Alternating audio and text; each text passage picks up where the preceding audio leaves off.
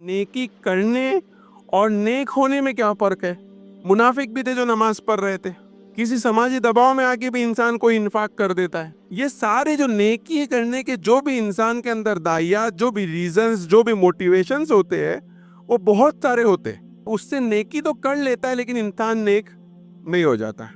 نیک ہونے کا مطلب یہ ہے کہ آپ کے اندر نیک کام کرنے کے جذبات یا خواہشات کیا ہو جائے، آپ کے اندر سے نیکی کرنے کی خواہش پیدا ہے۔ امام غزالی رحمۃ اللہ علیہ کہتے ہیں کہ اخلاق اور کردار یہ ہے کہ جو کام انسان اسپونٹینیسلی کرے۔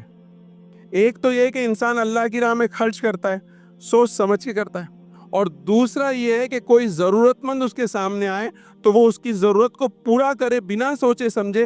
یہ اس کے اخلاق، یہ اس کے کیریکٹر کا بیان ہے۔ تو وہ انسان جو اسپونٹینیسلی کرے، اس کے دل سے نیکی کا جذبہ پیدا ہو، تو وہ انسان کے نیک ہے، وہ نیکی نہیں کرا، وہ انسان نیک ہے۔